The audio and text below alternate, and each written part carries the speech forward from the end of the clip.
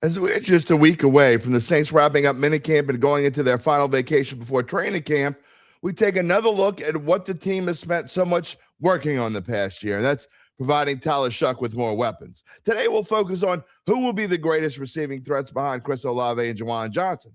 DeVaughn Vele? Will it be Oscar Delp? How about Jalen Polk? None of the above? Someone else?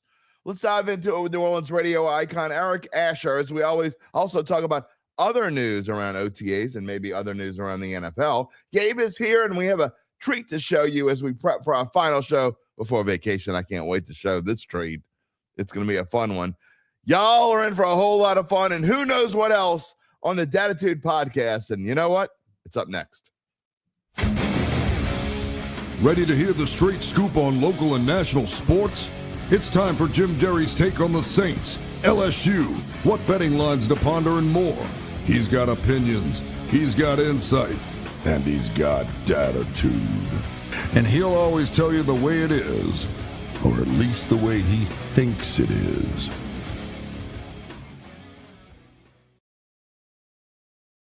What is up this morning, Dattitude family? A lot is up, and I'm going to apologize in advance. It is, I don't know if I'm getting a relapse of what I had last month or what the heck is going on, but got some issues here in the throat, and I know I sound a little weird, so we'll try to fight through it and get through today because we got a lot to talk about. I don't want to take today off when we only have one more show after today until vacation. That would be like cheating, y'all. Got plenty to talk about. The Saints are lined up for, the Saints are lined up for the third week of OTAs. The NBA Finals are about to be evened up at 2, and Knicks fans will be whining like babies. And this is Dattitude, episode number 515, presented by Evangeline Securities for a Wednesday, June the 10th, 2026. If you're new here, thank you for joining us, spending part of your morning and probably into the afternoon with us. I'm your host, Jim Derry, 35 and a half years in the New Orleans sports media scene. I thank you so much for being a part of the Dat family, whether this is show number 1, show number 515, or somewhere in between. We welcome you here. I'm going to be drinking water a lot today, just letting y'all know. Gabe, you want to run the members across the screen? We will tell you, of course, as we always do. We thank you so much for being a part of the Dat family. You see below, these are all the Dattitude members. You can become a member. You can find us on YouTube. But you know what? Look, if you can't be a member, that's okay. By being a member, you do get access to our Slack channel and our Slack chat channel. And coming up, I know I keep saying this, but coming up, merch I'm working on. I promise I'm working on it. That is coming up. Also, we're going to have a new backdrop here. I got some donations from members, including this thing right here. That was the first one we ever got. But I tell you what, if you want to help us, the best way you can help us, subscribe to the Dattitude YouTube page and give us a thumbs up, give us a like. We're trying to get to 5,000 members before the end of 2026. We can only do it with your help. So there you go. There's the QR code Gabe has put up on the screen. We would appreciate it if you have not already done so. Subscribe to the Dattitude YouTube page. And you know what's different about our show? Different because sometimes you'll hear a mailbag and you might talk about 1 or 2 or maybe even 3 people who watch the show. You'll take a letter from them and talk about. Now, if you talk to us, if you're watching the show live, we don't record the show. Every now and then we have to. But for the most part, we don't record the show. You type in a comment. You talk to us, we will talk back. I think I'm going to talk to you.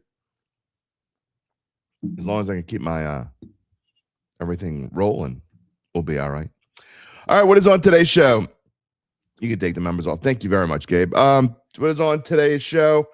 We're going to talk mostly about Saints today as they begin their third week of OTAs. And I know it's a topic that we kind of talked about a little bit last week with the receivers. And we kind of touched on the speed, but we're going to take it from a different angle today. I want to know who we think is going to be, not necessarily wide receiver 3, but who might be the third option for Tyler Shough. Obviously, and I say the third option, I'm not even mentioning Travis Etienne or maybe even Alvin Kamara in the group. I'm not including the running backs. So who's going to be the third receiving option behind Chris Olave and Juwan Johnson? Because that is going to be super important. there's no question that it is going to be one of the top things we're going to be looking at on offense. And it's going to take up a lot of training camp to figure this out. I mean, and into the season. But, usually when you get into preseason, it's not that exciting. There are things like you're just trying to see who maybe gets cut, who's on the bubble. Well, no, I think in this preseason, I think you're to try to find out who is wide receiver 3. Maybe it is a tight end. Maybe behind Chris Olave and Juwan Johnson, maybe it's Oscar Delp. Maybe it's, we talk about DeVaughn Vele. Is this the year does he step up his second year with the Saints? Is it a guy like Jalen Polk, who a lot of fans have been waiting to see? Is it Bryce Lance, who was picked in the 4th round? There are a lot of options, even options that we didn't necessarily put on our title slot. So that's going to be kind of the theme of today's show, but that'll be coming up later on. We'll also ask Eric Asher coming on. Eric Asher from Inside New Orleans. His show is live every Monday through Friday, and it's on The Ticket, 106.7 if you're here locally in New Orleans. If you're not in New Orleans, you can check it out. You can find them on Spotify and all the other places, just like us. You can find us on all the podcast places. You can find Eric at the same time. Check him out.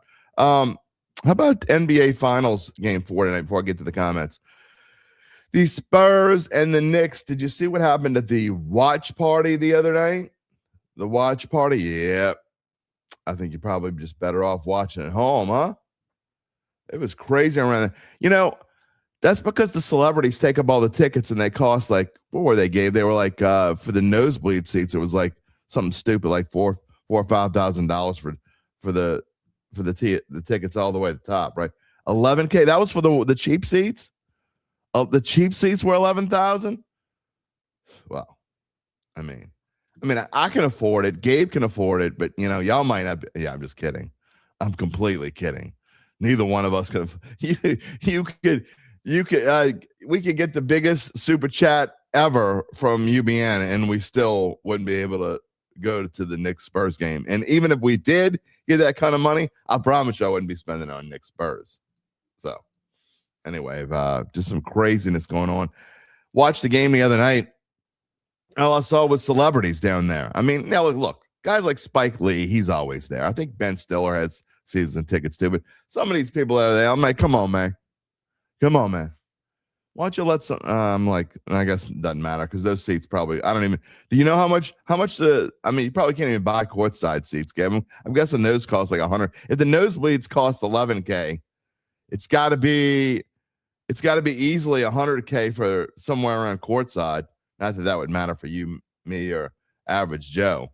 He's gonna look that up. We're gonna find out. But anyway, Game 4 tonight. Do you think the Spurs are gonna even it up and have it so the road team has won all 4 games?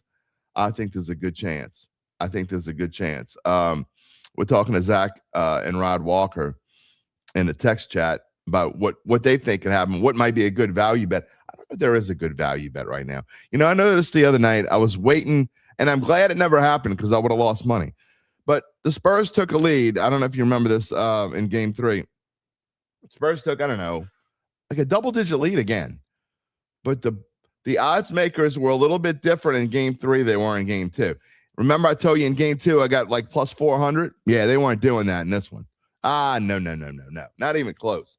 The best I saw at any point, even when the Knicks were down 12 or whatever they were, was like plus 160. Granted, it was a little bit earlier in the game maybe, but still. So they weren't falling for that again. And so I never got a bet in. 2 courtside seats, Gabe says, auction for one. I'm thinking he's not making this up. In my best Austin Powers voice, $1 million. Are you insane? I'm sorry. Even if I had, I don't know. If I had the principle of the thing, if I had not this will ever happen, never have to worry about this.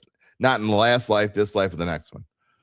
But if I had $1 billion sitting in the bank, just sitting there in the bank, I would not spend $1 million to go to any game. And I mean, I wouldn't spend $1 million to be in the dugout for Game 7 of a Cubs World Series.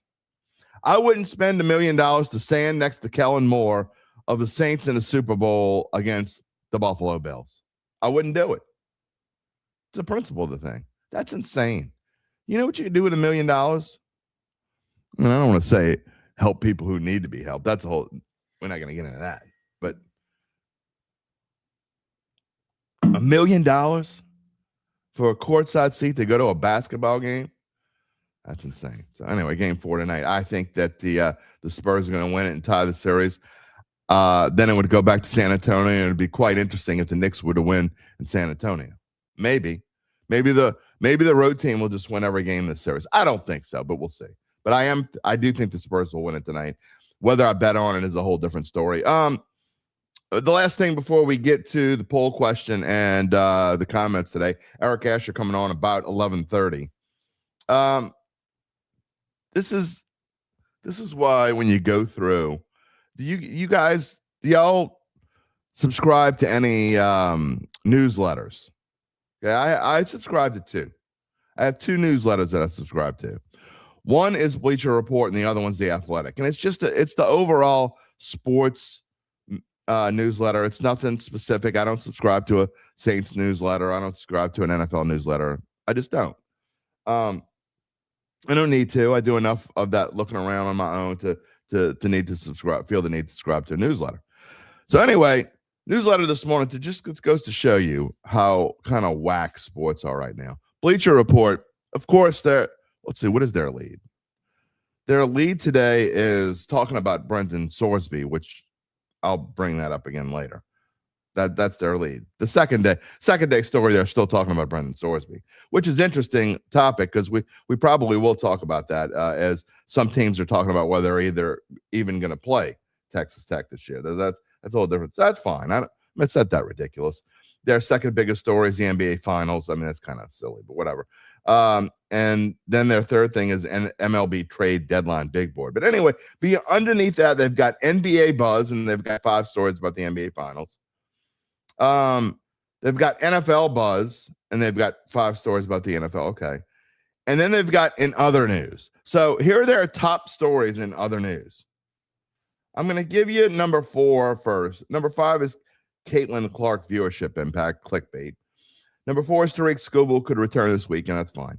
Number 3, Serena Williams wins in a return match. Okay, that's cool. Now I'm going to give you number 1 before I give you number 2. Number 1 in other news on Bleacher Report is the cost of Kelsey and Swifty's wedding. That's their number 1 other news. Oh, yeah, and by the way, number 2, the Hurricanes tie the Stanley Cup Finals at 2. What planet are we living on today? That's where we are.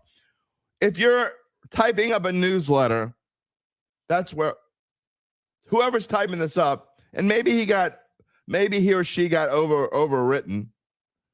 SEO, baby. I understand SEO. That's why the world that I grew up in, the world that we are in today in sports journalism is so different.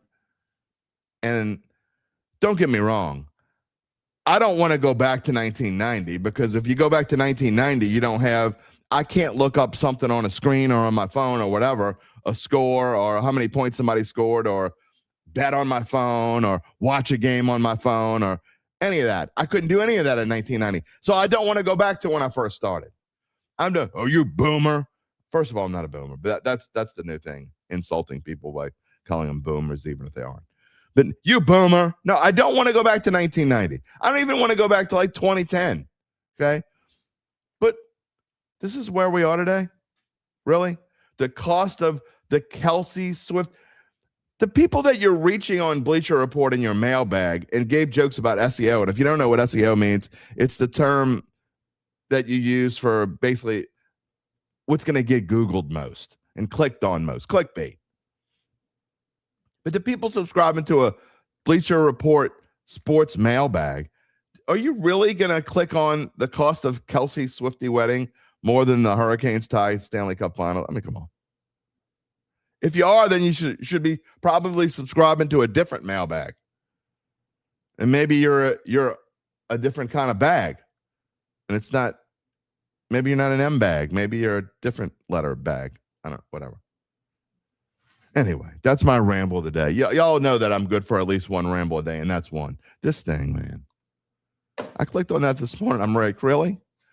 I'm going through in the Stanley Cup Finals, Game 4 of a thrilling game that even the series of 2 is behind how much the Swifty wedding is going to cost.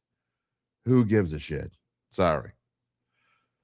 That leads me into, not that it has anything to do, well, it kind of does a little bit. Lastly, before we get into the comments, and again, Eric coming on in about 13 minutes, the poll question today, and this leads me into the comments. Speaking of absurdities, Congress is meeting with heads of the NFL and others. I think networks are involved. I don't know exactly who's involved. I know that Congress is meeting with people today to talk about the lengths that the NFL is going to put their product on multiple TV platforms. Now, you know what, most of you know what I mean by this. It wasn't long ago that the NFL branched out and they went to ESPN, and they had back in I think in late 80s and 90s, they were on TNT for a while, which is all fine. It was all on cable. If you had cable, you got to watch all these games even today. If you want to watch Monday Night Football, if you don't have, a lot of people have cut the cord, so you may not have access to ESPN. But if you want to watch Monday Night Football, you have got to watch Monday Night Football on ESPN. Sometimes it's on ABC, but a lot of times it's just on ESPN. Now, they also expanded, as we're all well aware and have talked about many times, Amazon Prime. And now it's on Netflix on Christmas. And Peacock, I think, has games or whatever. So my question of the day is, how much are you all spending per month? Yeah, you want to put the question up? There it is. How much do you spend per month to watch the NFL on TV or on your phone, whatever? I should have said TV, phone, whatever. Now, I want to know how much y'all are spending on the side besides the, if you don't spend anything, that's fine. The number is 1, and type in the number 1. 0. If it ain't free, it ain't for me. Type in the number 2 if you spend between $1 and $50 a month extra to get NFL games. And the answer might be, I can't do it all. I'm paying for ESPN Plus maybe, and maybe you're paying for Amazon Prime, and that adds up to, I don't know, what would that be? 30, 40 bucks? I don't know.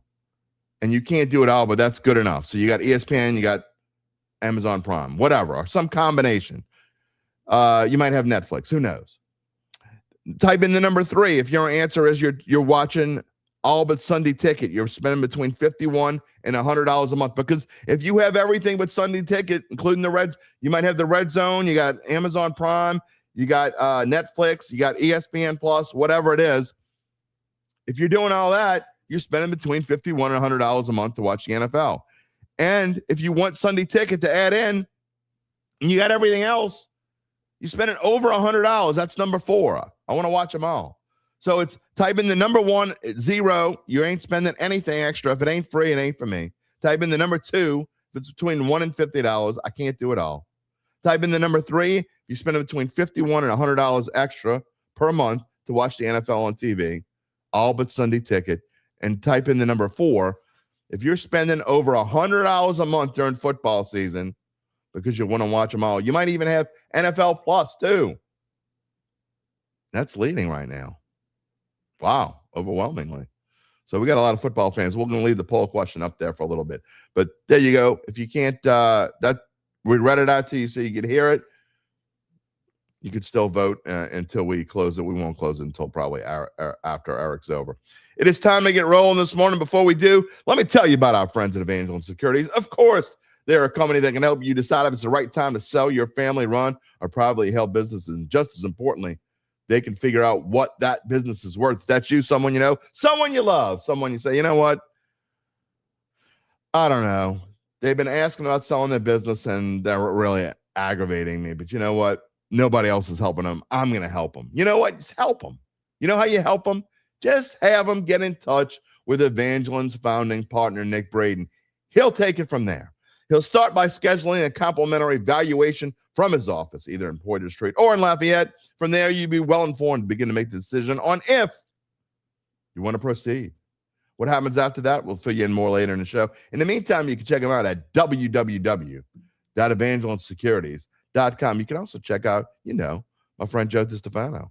If you own a small business of fewer than 20 employees, you know how tough it is to get the best rates on health insurance. That's why you want to call Joe DiStefano Insurance. Joe and I have known each other for almost 40 years. I can tell you that he's someone that I trust. Look, health insurance shouldn't be one size fits all, and with Joe DiStefano, you get access to PPO networks and flexible plans designed to fit you, not just a cookie cutter mold. Joe's licensed, he's local, but he can help you no matter where you live and operate. From preventative care to peace of mind, we'll tailor a plan that works for your life today and tomorrow. Call Joe DiStefano at 504-234-2132 to protect what matters most. Let's get this show on the road. As we do, I'll put the poll question back up so you can vote. How much do you spend per month to watch the NFL on TV? Type in the number 1. If it's 0, you don't spend a single dime besides whatever you get. Type in the number 2. If you spend between $1 and $50 a month, I can't do it all. Type in the number 3. If it's between $51 and $100, you get everything but the Sunday ticket. Type in the number 4. If you spend over $100 a month during football season to watch as much football as you possibly can because you're a sicko, probably like me. All right. Eric coming up in just a few minutes. Time for me to get to the comment stream this morning. Who's first? Christopher Crump is first. I can't really do it in my voice, but I'm going to try. Hold on. Happy hump day. You know what I mean? You can't wait for training camp to get started. Great show. Who dat for life? Absolutely. Well, glad you're here. Jody Alexander, happy hump day. Sounds got the dust. Maybe that's it, Jody. The dust from this freaking dungeon. Trying to clean up this. I'll tell you, man, when I was sweeping up, you realize like you're sweeping it up and you got this pile of just dust. And you're sweeping it up into that. Man, maybe that is it. Maybe that got caught in the throat.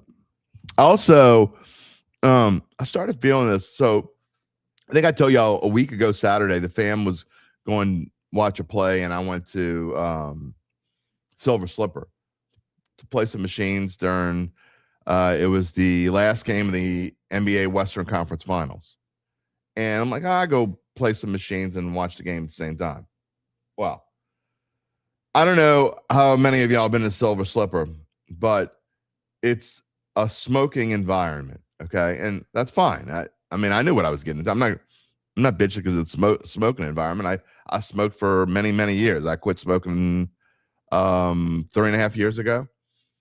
But when I'm around it now, it does bother me. I got to be honest. And so I came home that night, and especially the next morning, woke up with a little tickle. It's okay. Think about it. And then about 4 days later, I started feeling it again. So maybe it's a combination of from last week and dust in the dungeon. I have no idea what's going on, but it could be. Earl says it is hot as couillons in Chicago today. I hear you, man. But if you're in Chicago, Earl, the good news is, from what I see, y'all going to have some. I was looking at the weather for next week. It's supposed to be like high 68, low 48 or something next week in June. I am going to Tennessee. I'm looking forward to it. On Saturday, we're going to near Gatlinburg and Pigeon Forge. How many of you know about Pigeon Forge? But it's supposed to be rainy, but then like middle of the week, it's supposed to be low, like right around 60. I'm looking forward to that. Hot as blankety blank, says Jason K on the Mississippi Gulf Coast. But the fishing's good. Hey, that's what matters. Are you fishing and watching the Dattitude? You can't scare the fish. I can't scare the fish.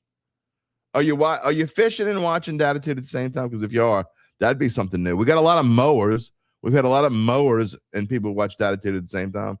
But I don't know about fishing. Maybe. Mark Gapsy, good morning. Who dat, baby? Jerry's here. Good morning. Josh the Voice is here. Doesn't know if I saw it, but Butch Stockton announced his retirement. I did not see that. Thanks for the heads up. I'm going to have to check that out this morning. And I've talked about Butch here on the show For those of you who don't know, Louisiana Sports Hall of Fame coach Butch Stockton, who has over 1,000 wins in the state of Louisiana, was Mitchell Robinson's coach. He is actually in New York, and he's been staying with Mitch through much of this basketball season. I've said this before in the show, but Coach Butch lost his wife a couple years ago. I think it's 2 years in September. I don't know why I remember that, but Mitchell Robinson has been fantastic for Butch since she passed. And Butch has spent a lot of time with Mitch since then. And I know he's up there because I saw him take a picture with Mitchell in the car about a week ago. So if that's, I'm sure it's true. You wouldn't tell me if it was, but maybe we'll get Butch Stockton on this show. He is an interesting character. If you've never had the pleasure, he is so much fun. He is such a great character, and maybe we'll get him on the show to talk about his legendary career. But congratulations, and if that's true, I'm going to reach out to him as soon as the show is over. So thank you for letting me know about that, Josh. Brother Aaron, happy hump day. Glad you're here this morning. Yep, Earl, the special thing about the show, there's no question. The members help run the asylum. That is definitely true. No question about it. Jody says she's waiting. She's looking forward to Game 5, an instant classic in the Stanley Cup, but not if you're Bleacher Report, who thinks that how much Kelsey's wedding cost is more important than the Stanley Cup. That's, you got to put your priorities in line. Ryan and Shay, good morning. Glad you're here. Lance, of course, Lance is here. All right, y'all. Shh. Don't say the DC word. Shh. Sorry about that, Lance. Adam, good morning. Ryan Cabot. You want us to get to 500,000 subscribers, or you want to spend $500,000 on the NBA Finals? Either way, you're just guessing how much it was. I thought you were going to try to help us get to 500,000 subscribers. That would be pretty cool. Jason, I'm not showing that. Oh my God. That really stopped me for a second. I'm glad. See, I did not Ron Burgundy everything this morning. I did not show every single comment. Nathan Thomas, good morning. You're late, but you're here. Glad you're here. My friend Jimmy Radcliffe is here. What's going on out there in beautiful, sunny California? Glad you're here. I was talking about you last week, as a matter of fact, by the way. I'll have to tell you why later. All right. Y'all ready to get to some Saints football? Apathy says Amazon owns Twitch. All right. So does that count? That means you're spending money on Twitch. That's part of it. Okay.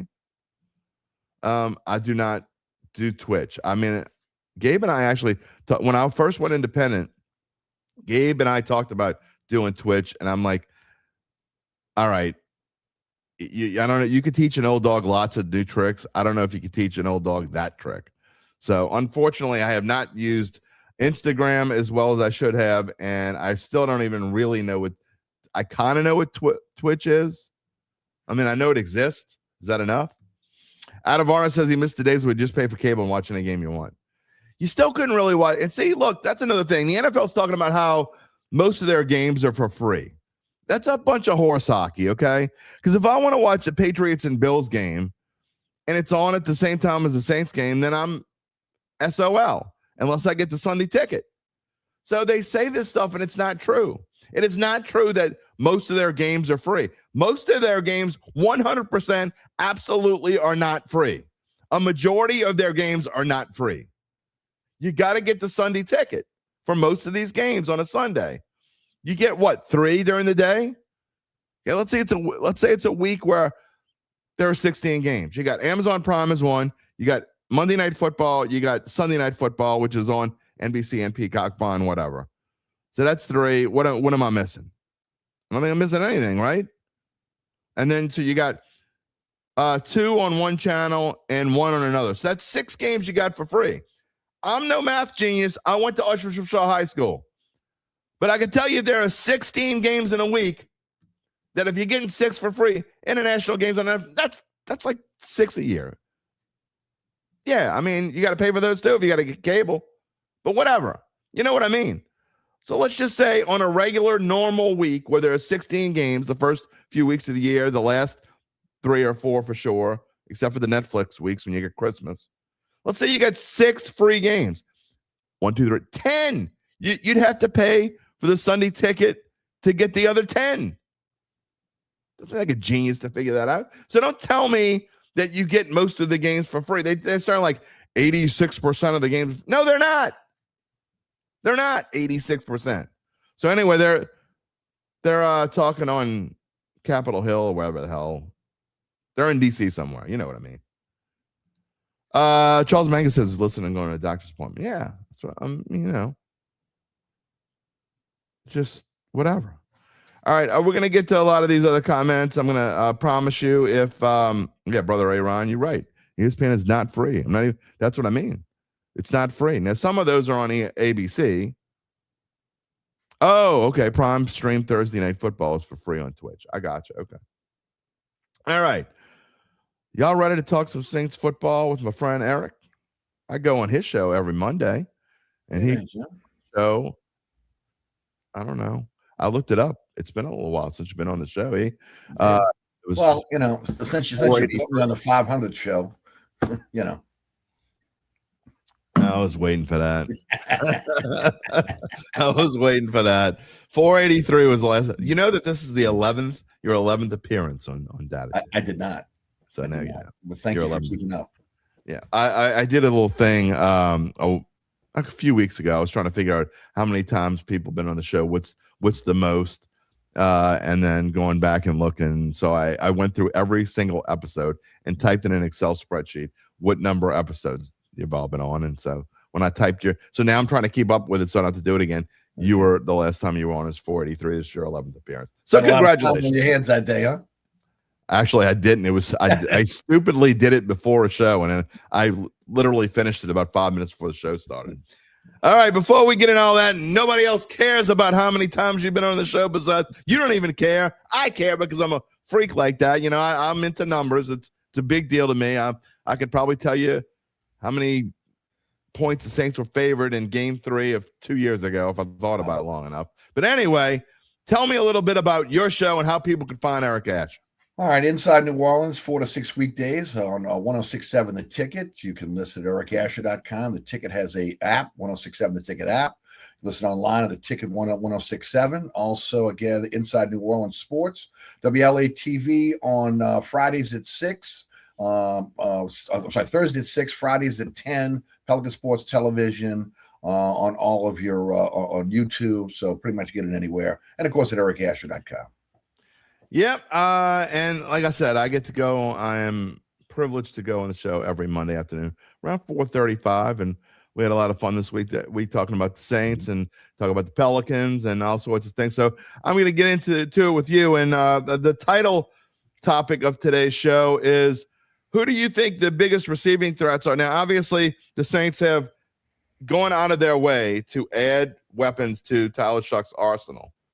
I mean, here we sit in the second week, or third week of OTAs. We got 1 week till minicamp.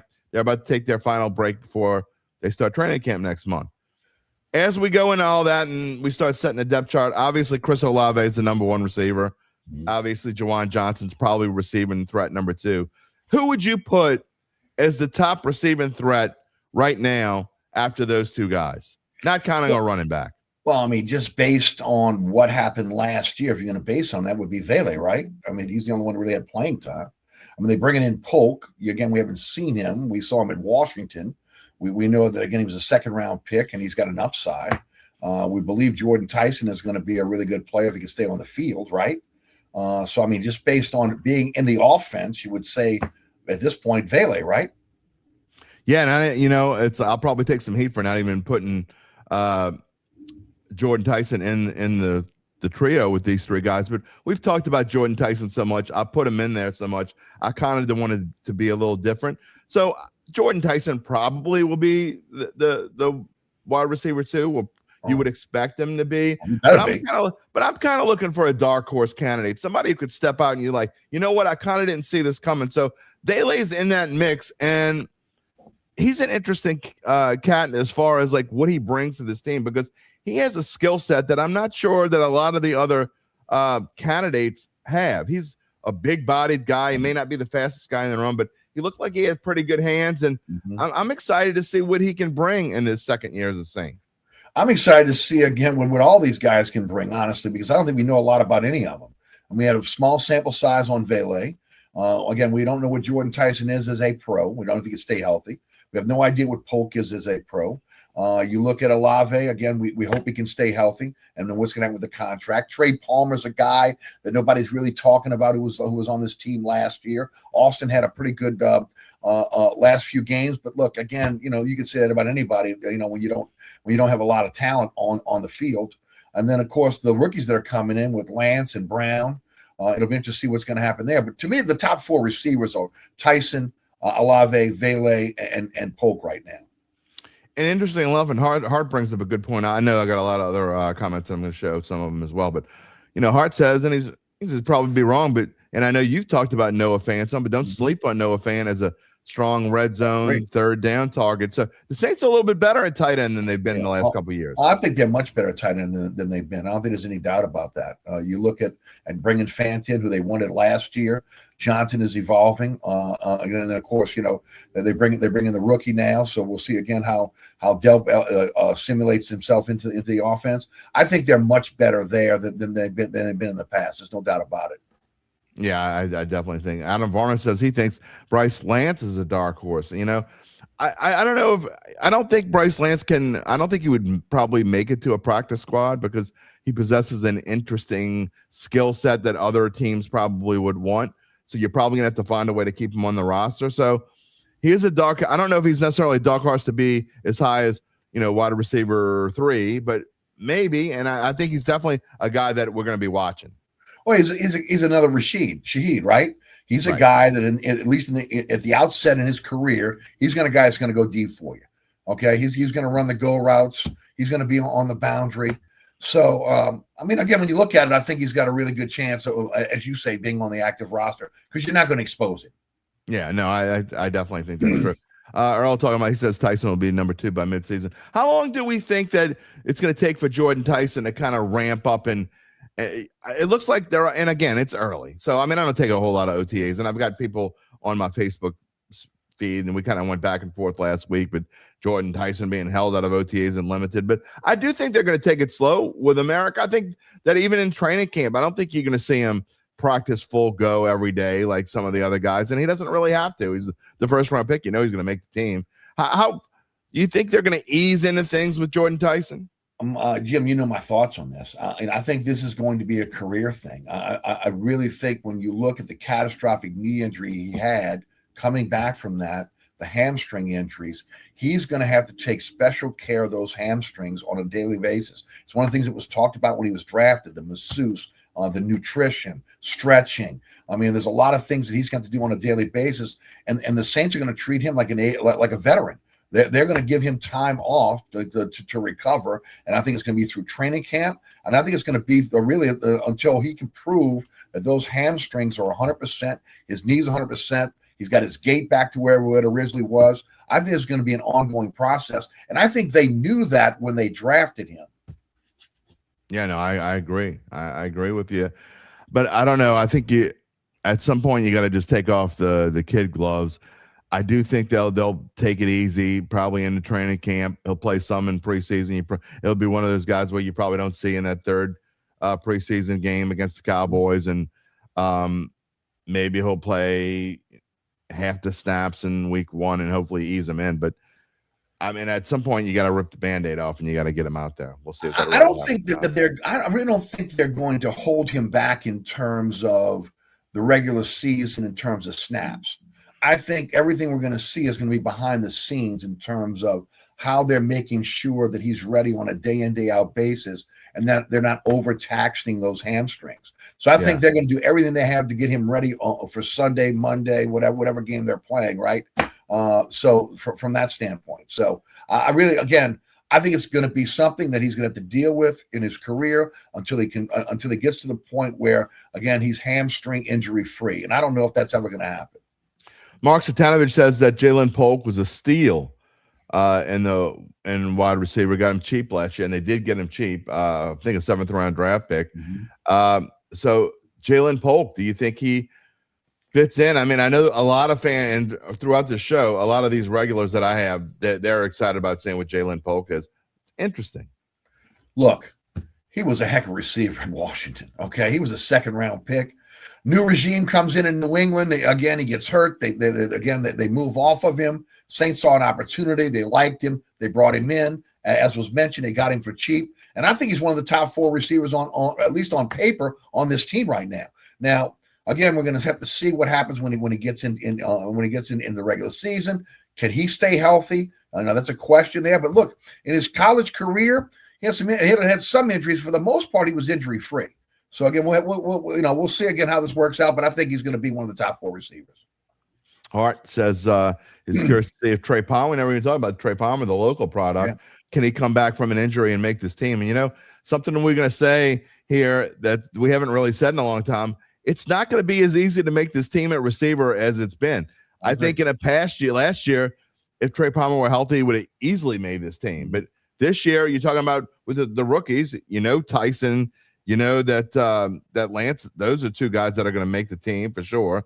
And with Vele and probably Jalen Polk and obviously Chris Olave. So that's 5 right there. So if you keep 6, you only got room for 1 more.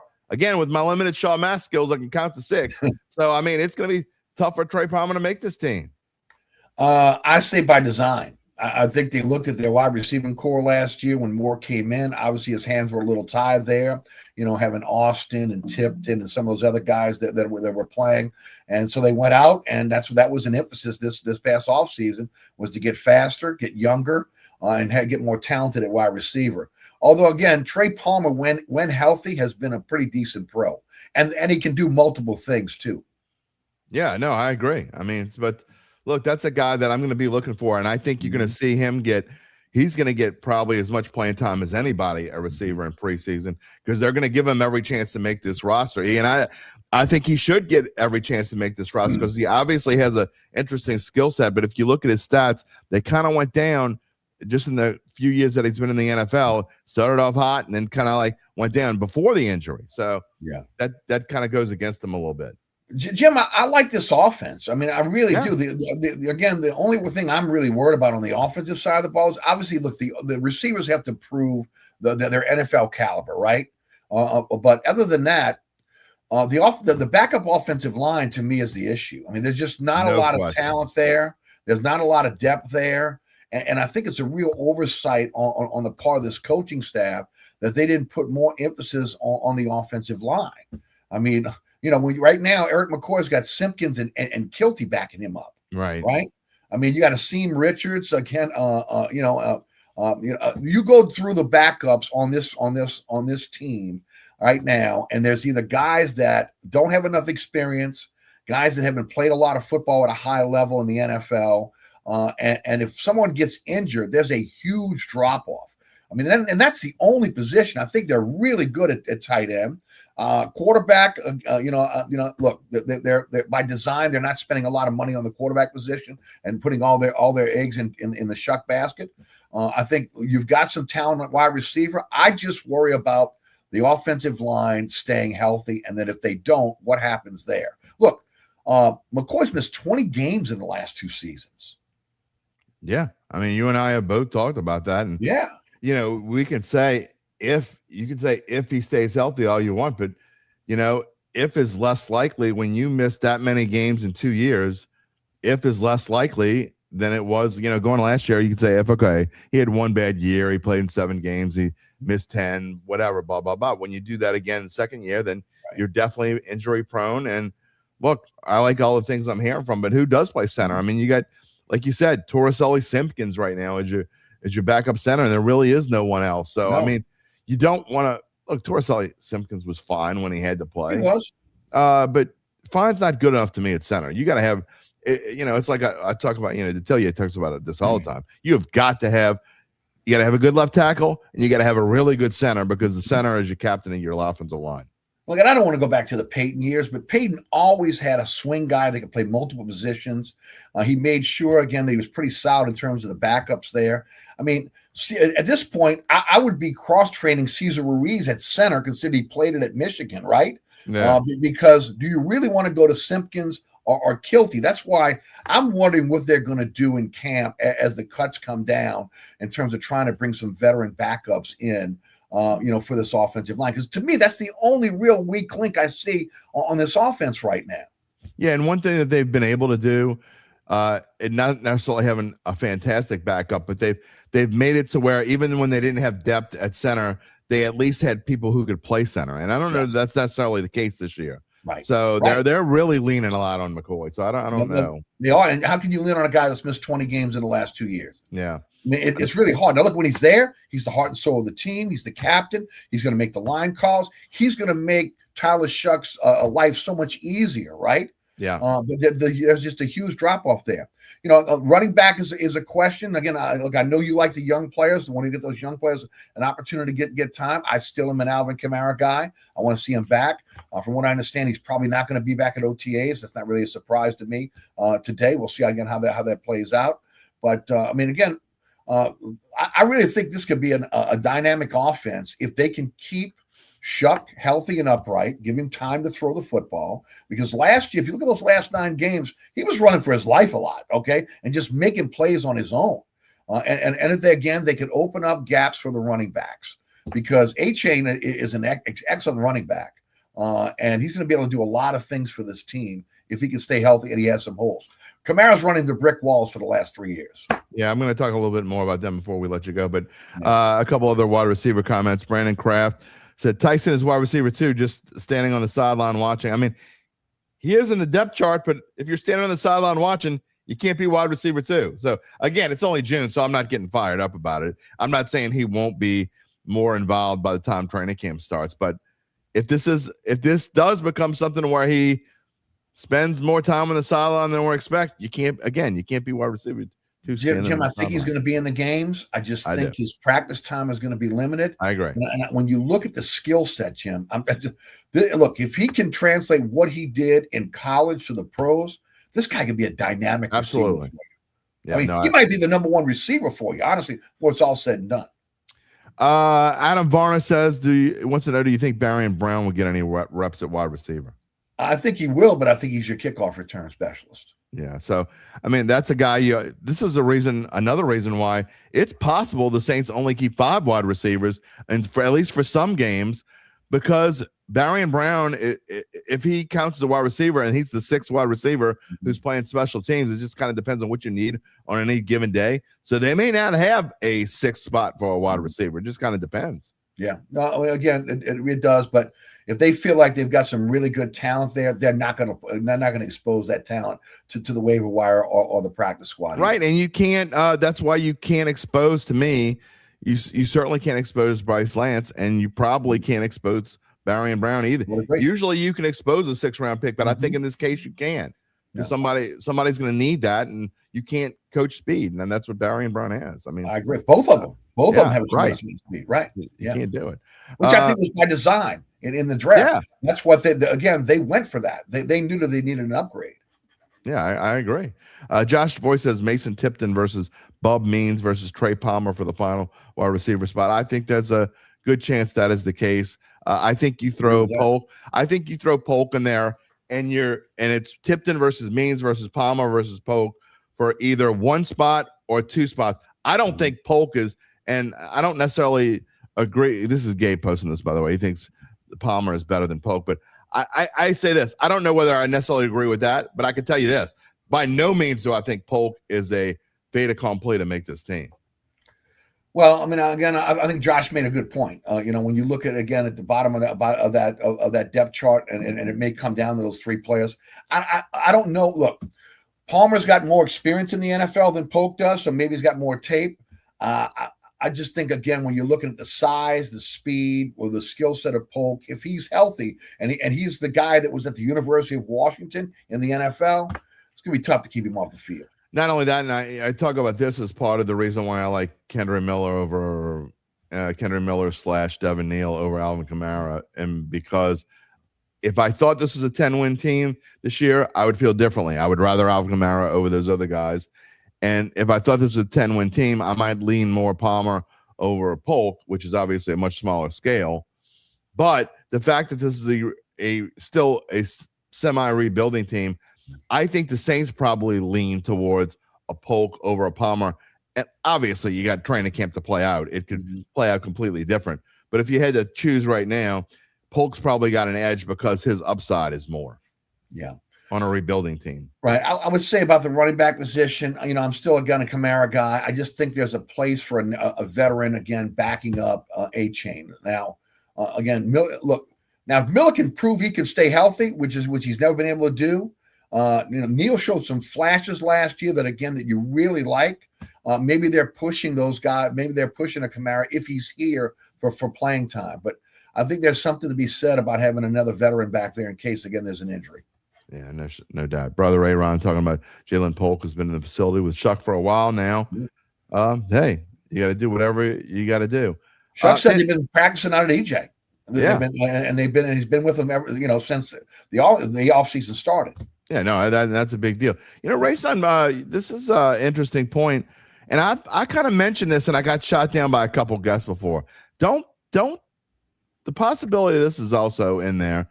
Remember, Cesar Ruiz played center in college, and I don't think I wouldn't be surprised at all if we saw Ruiz get snaps in the preseason at center to have him potentially move, because what you could do if McCoy got hurt, I think you could put Ruiz at center and maybe put Radens at right tackle. Yes. That seems to me like the possibility. You're right guard. Right guard. Right guard. That's what I meant. Yeah. I agree 100%. He wasn't an All-American at Michigan. He was a third team, again, Big Ten center. But I agree, that is his natural position. I have no idea why the Saints always were moving guys to a new position when they came to the NFL. Right. And he should be cross-training at center. There's no doubt about it. Well, there's a lot of love and a lot of hate for Jalen Polk back there, Gabe. I think Gabe's trying to stir a pot back there. What's going on? Josh, do we really know anything about Polk? No, we don't. We don't know. I don't think we do. I mean, and you can't really judge by what we've seen so far in the NFL. So, I mean, we'll see. Josh says he thinks Tipton makes it due to his special teams play. See, look, it's going to come down to Barry and Brown or Tipton. I don't think you can't keep both of those guys, in my opinion.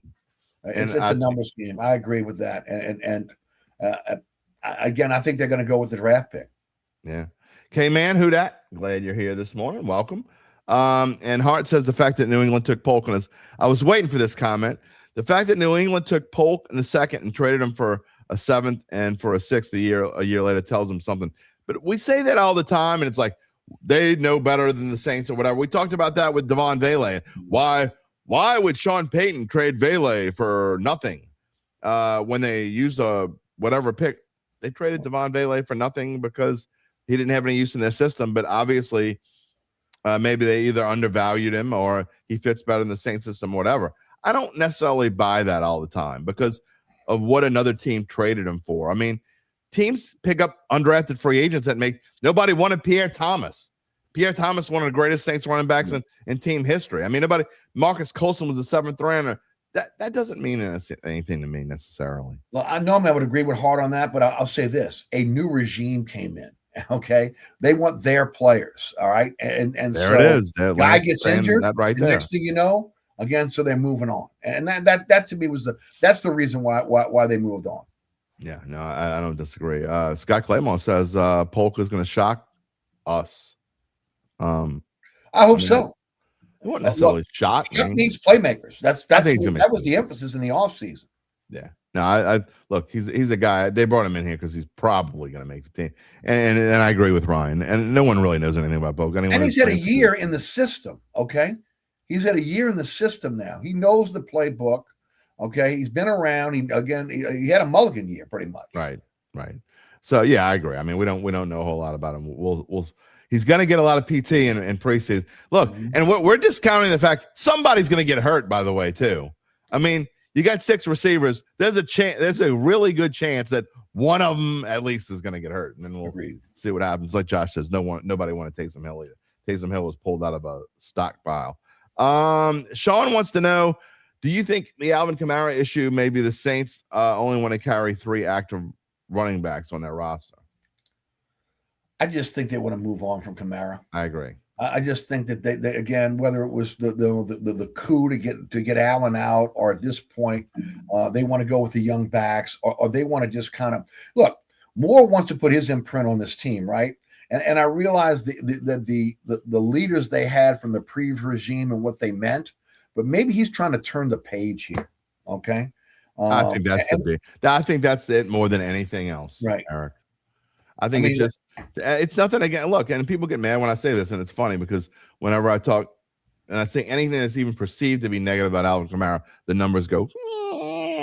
I mean, because they hate when I say this, but I don't. It's not just about Alvin Kamara. Again, if I thought this were a 10-win team, a team that was gonna I mean, of course they can compete for the division, but if I thought they were on the same level as the Bucks or the Falcons or I know, and a lot of people they're in the odds they are, but I think this one more year, Eric. I think it's got to be one more year of rebuilding, and I think 2027, this team's going to be. I think it's going to be really good. I think get this offense going together, figure out who RB2 is, and then you start working on defense again next year. Next year's offseason is probably more focused towards defense, and then I think you really got something. I think you're maybe a 10 or 11 win team in 2027. So that being said, knowing that this is, even if he plays here, this is Kamara's last year.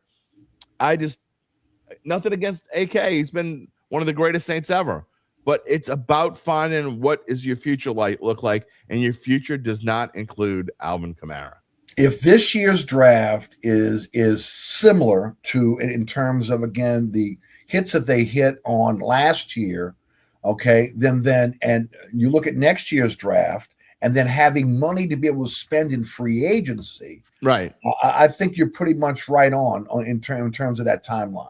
Yeah. Again, they're going to still have to backfill on this team with maybe a little bit more talent, a little cheaper talent coming in the draft. But the one thing you can look to next year that we haven't seen over the last few years, where they really had to be targeted in terms of their free agents, they're going to have money to spend next year. Where again, exactly. We haven't seen that in like 5 years on this team. And if they take a big step, Eric, and they go 8-9, and they look like and they lose, maybe they lose 4 tight games that next year that the next year they would win, then you're going to have free agents that want to come here because they're like, look at this team, it's on the rise, it's getting back to where the Saints used to be. I could see myself playing for that because that's how you get the free agents. You can't get free agents that don't want to come here. Chase Young only came here because nobody else wanted him. You think about the guys who came here over the last 4 or 5 years, only because nobody else really wanted him. So that's why I think the Saints have a chance to get the free agents you're talking about if they can have a year where they take another step up. I will say this. It comes down to the quarterback.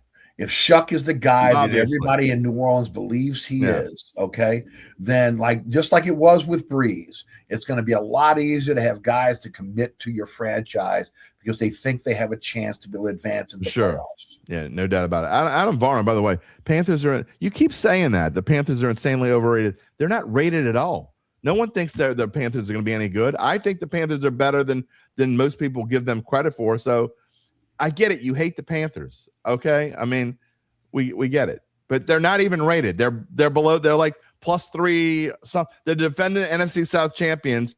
They're +310 or something along those lines to win the division, which means no one's given them credit to be anything. Their over-under win total is 7.5 as the defending NFC South champion. So nobody's rating them at all. And I think people are overlooking that team because I actually think they're well-coached, a young coach. I think Young took a step up last year. I think the offense took a step up. And I think their defense is going to be a little bit better. So can't overlook that team.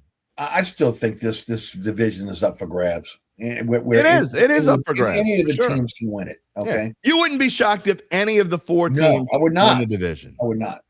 I agree. You could throw them all in a hat and pick one out of a hat, and you got as much of a chance of getting it right.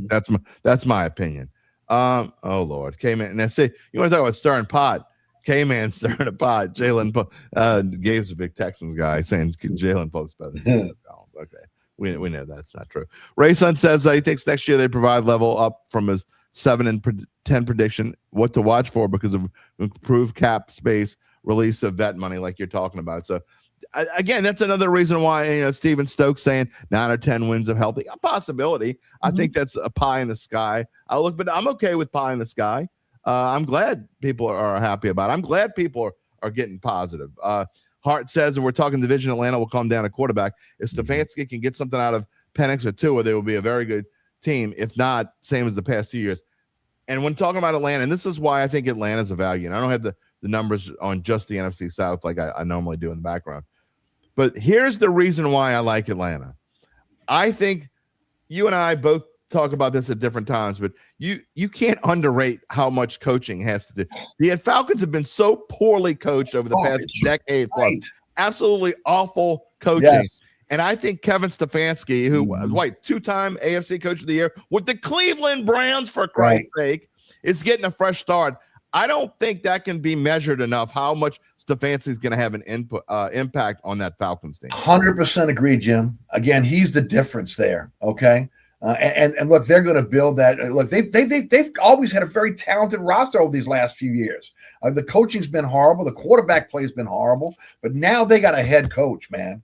They got a head coach that they can win with, and that's scary if you're again a Saints. It really is. Looking at Atlanta. No, that's being honest. And they have talent, right? Oh, they've drafted well, okay, and they have talent. They just haven't been able to utilize it. Yeah, win big or lose, fast football, and look, Drake London is probably a little bit better than the wide receiver one here. I think Tua is going to have. I actually think it's going to be Tua going into the season. And even though I think Penix is probably going to be ready, I think they're probably going to go into the season with Tua. And I think it's going to be one of those things where Tua doesn't lose his job because I think he comes in and has a rebound season and is looking forward to playing there. It's like Hart says, Kevin Stefanski won a playoff game in Cleveland, coach of the decade. He's just a hell of a coach. And I hate to see him go to Atlanta. Yeah, me too. When that's who they announced they were high, I was hoping they were going to hire Coach Gucci from the Dolphins and bring him in and let him screw that team up. No, they went and brought in a good coach, Stefanski, so that stinks. All right, before I let you go, let's talk a little bit about the defense and just your overall thoughts of, we talked the other day about how Jonas Sanker is probably going to play a big role in this defense. You think safety is one of the strengths of this team, and it certainly could be, but the defensive backfield as a whole kind of worries me a little bit about, going into the season. And I mean, Kool-Aid's deserves to start, but some of the, Justin Reed's at safety as well, obviously, but there are pieces of the defensive backfield that worry me, and that are they going to be able to stop the pass like I hope they can? Right. Well, look, I said it on the show with us the other day.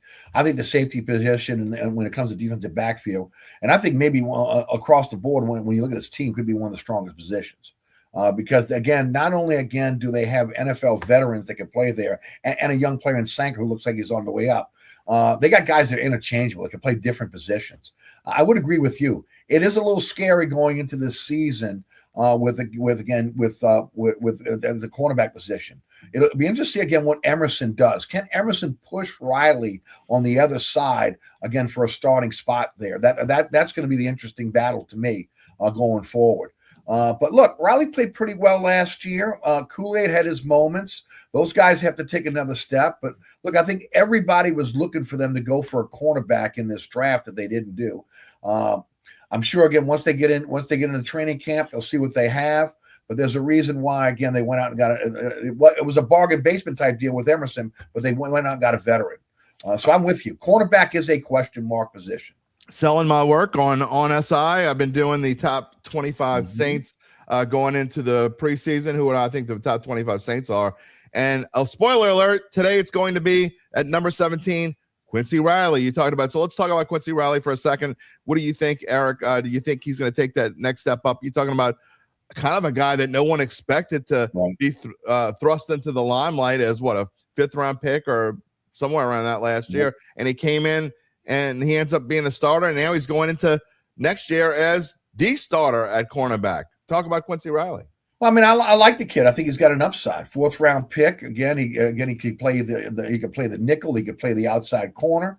But I do think they want a veteran back there. I think that's why they went and got Emerson. Now I think it's going to be best man wins the deal. But I like him. Kool-Aid. No, I'll be honest with you. I don't know if they have a number one corner on this roster right now. Okay, Kool-Aid's going to have to really show something this year to prove he's a number one guy. That's why, again, a lot of folks wanted Delane out of LSU before the Chiefs went up and got him. But again, I do like Riley, but I think, again, it's going to be interesting to see, again, how this Emerson-Riley battle kind of shakes out. Couple of comments to kind of go with what we're talking about. Hart says, as much as Kool-Aid struggled early, I felt like he really came on as the season winded down. Really like Quincy Riley, Justin Reed, obviously a great player. Depth a bit concerning for sure. And K-Man says Kool-Aid really started coming on into his own the second half of the season. He's on the rise. UBN just being funny, saying, "Hey, Kool-Aid." I tell you, I hope so, because he's got the skill set. And he played at Alabama. Again, Nick Saban, again, he knows how to groom cornerbacks. And so, we'll see how it plays out. But again, you can't tell me that the Saints weren't looking hard at Delane in the draft and a possibility that if Kansas City would have jumped in front of Washington, that they wouldn't have taken him in the draft. Yep, I agree. Tyson be damned. Brother Aaron, love you. Thank you for being a regular. But there is a 0.0% chance the Falcons tank for Arch Manning. Nobody's tanking for Arch Manning. I quit with the tank for. First of all, nobody's tanking anything in June. Okay.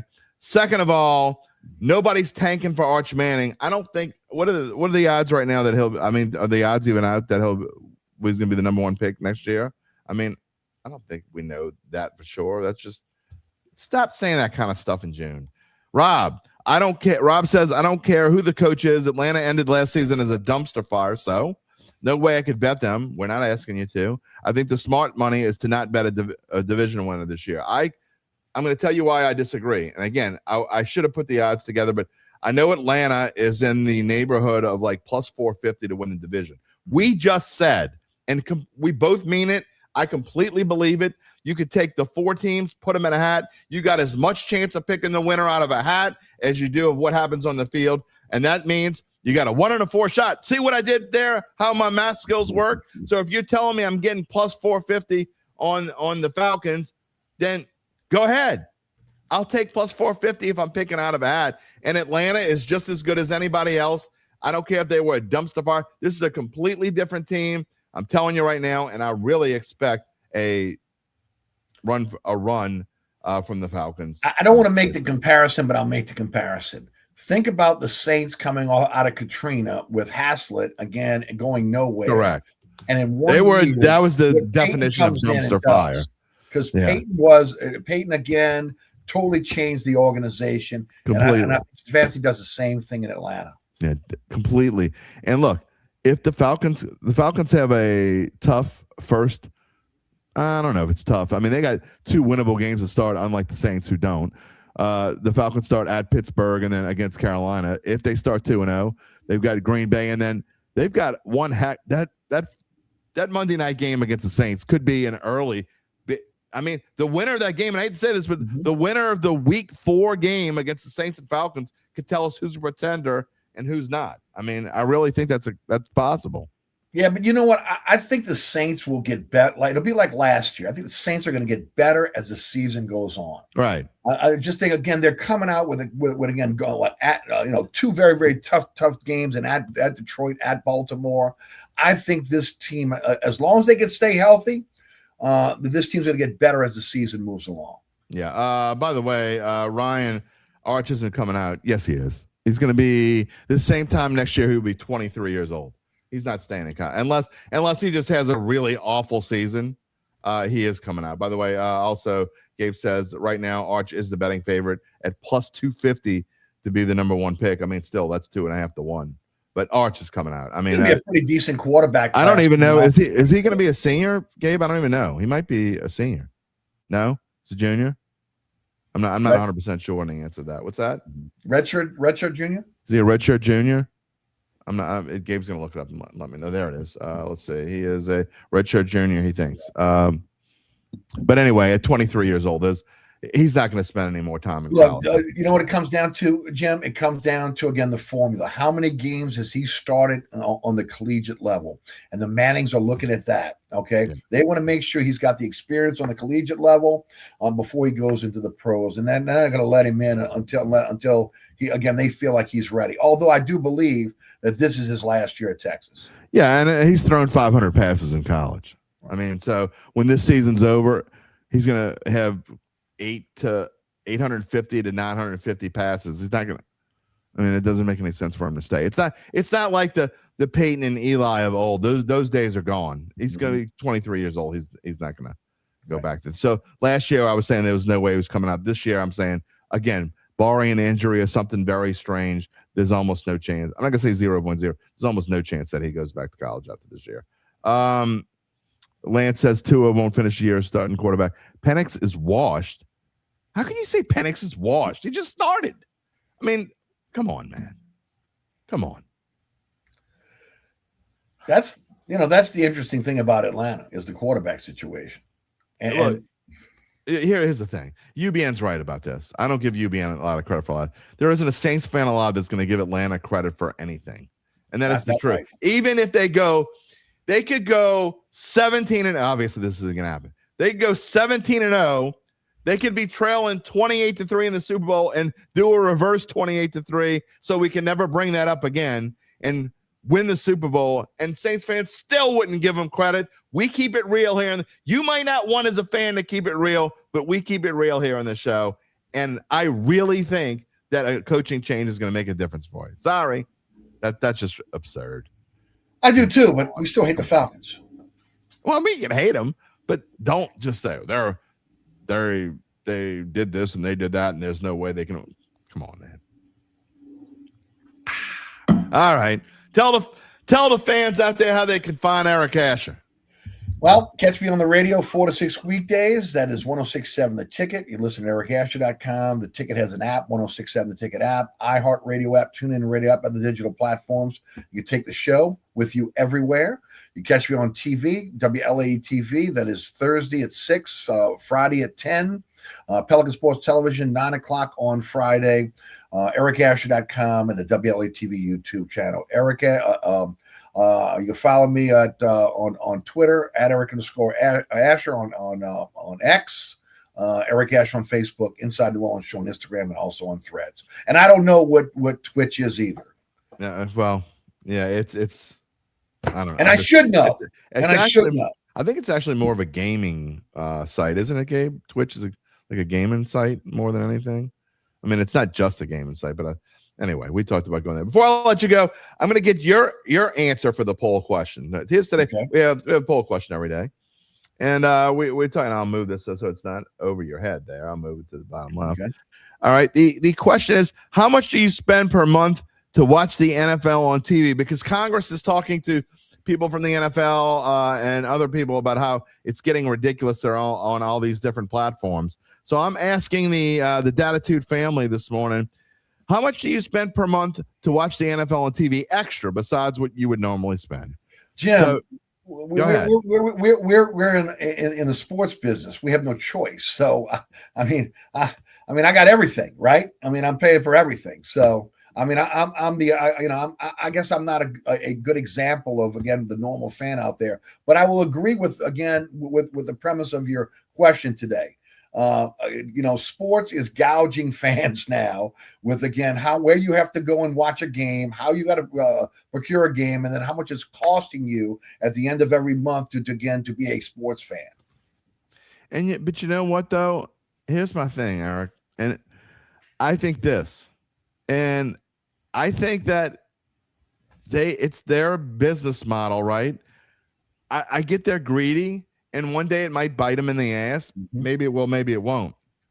However, it's their business. If they want to charge whatever, they want to put it on 18 different platforms, I think they're kind of stupid for doing that. But, and I can bitch about it all I want, but it's their business. Why can't they do it?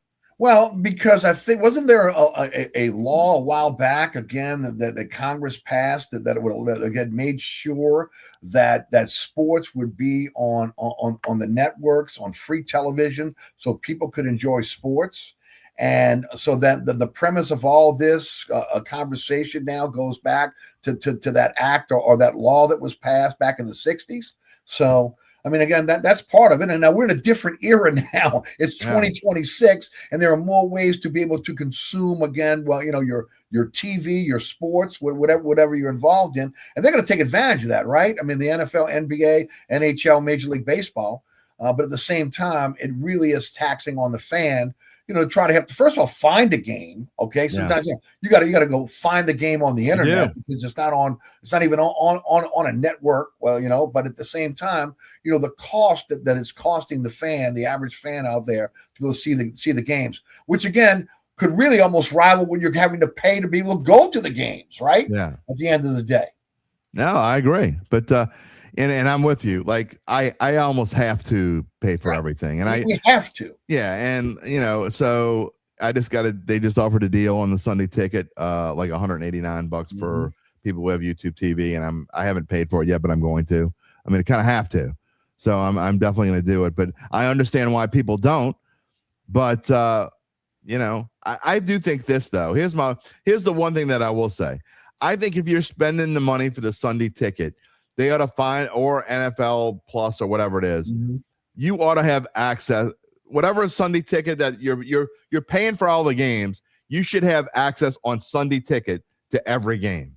That's my opinion. I would agree. And I'm talking about the prime time. You shouldn't have to go buy ESPN Plus or Netflix or Amazon Prime or all that. It's all right there in the Sunday ticket. So that's my only beef. Other than that, I don't really have a problem with them doing it. Yeah, well, I mean, it's the way of the world now. Again, everything's a la carte. Everything's a la carte. It ain't changing. Even unless, I mean, they can have these meetings with Congress all they want. They ain't changing. So anyway, we'll see. We'll see what happens there. First of all, things always get muddled up when Congress is involved. Okay, they can't even get the college football college sports act correct at this point. We don't do politics on the show, but sometimes we make little insinuations of how stupid we think. I don't do politics anymore either, because everybody to me in politics is an absolute moron. There's my politics of the day. There you go. All right, we will see you next time, my friend. I won't talk to you for a couple of weeks. I'm on vacation coming up, but I'll get with you towards the end of the month, and by then we'll know absolutely nothing, but we'll still have fun talking about it. Thanks for having me, Jim. As always, fantastic audience, and appreciate coming on the program. Thank you, sir. Appreciate it. We'll talk to you soon. There you go. Eric Asher, everybody, as he says, there he goes. He's still in the green room for momentarily.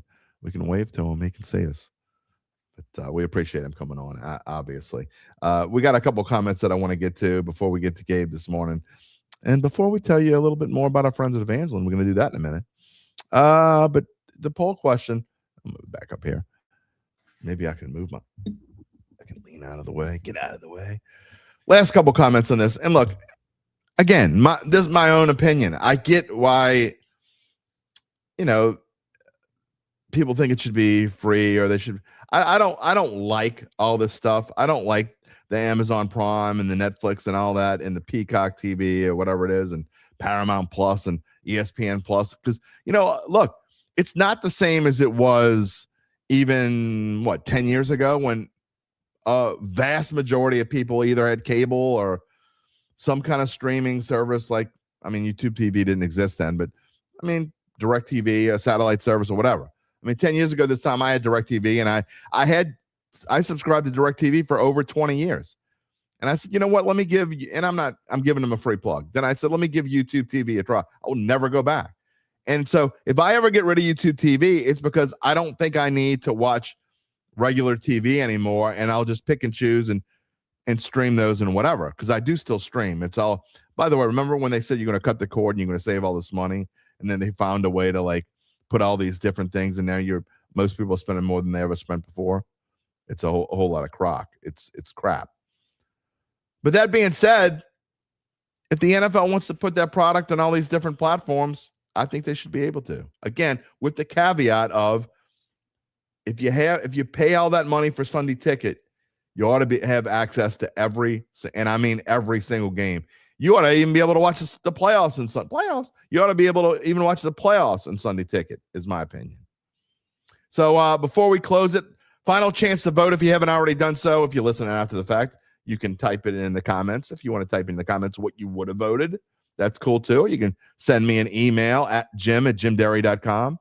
How much do you spend per month to watch the NFL on TV? Type in the number 1, 0. If it ain't free, it ain't for me. Type in the number 2. If it's between $1 and $50. I can't do it all. Type in the number 3. If you spend between $51 and $100, you get all but the Sunday ticket. And type in the number 4 is I spend over $100 a month. I watch them all. And my answer is I watch them all. I mean, I do. During football season, I spend the money. And, I do get a write-off because that's one cool thing. Not all of you get a write-off for all this stuff, but I do get a write-off because of what I do for a living. But even if I didn't, I would still get it. I mean, to me, that's my thing. I get the baseball ticket and I get the Sunday ticket. And honestly, probably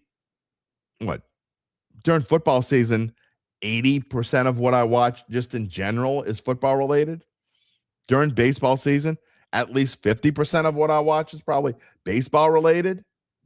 I mean, that's who I am. And when football and baseball are done, I kind of turn my TV off. Sometimes in the summer, if I have time, I'll binge watch certain shows. I did binge watch a Apple TV show about 2 or 3 weeks ago. My wife and I hadn't watched anything together in probably 2 years. And we watched the show on Apple TV a couple weeks ago. But other than that, I haven't even had time to do that. But I spend my money on football. That's what I like to spend my money on. So now we'll close it out. I think we got enough sample size. I thought it would be a little bit lighter voting, and it was, but that's okay. We had 7, 9, we had 16 votes. That's super low, really. But it's okay. 25% of you said you spend $0 extra dollars. If it ain't free, it ain't for me. 31% said you spend between $1 and $50. You can't do it all. 6% of you said you spend between $51 and $100 extra. You get everything with the Sunday ticket. And 38%, the winner, not by majority, but the winner says they spend over $100 a month extra because you want to watch all the football you can watch. There you go. There's the poll. Good job, everybody. A couple of comments before we get going here. We got to show this one. Thank you so much, UBN. Hold on there, UBN. We got something special coming up for you. UBN's going to be on the show Friday. That's not what's special. It's special, whatever. But UBN says, happy birthday to Mrs. Derry, who 100%, there's a 0.0% chance she's watching right now because she's in some big meetings today at work. But I stole his password for Sunday Ticket last year, so I should adjust my vote. I did not steal your password. I don't know what you're talking about. Just for the record, I did not steal his password. Now, whether he gave me his password, I'm not going to either confirm nor deny whether he gave me his password.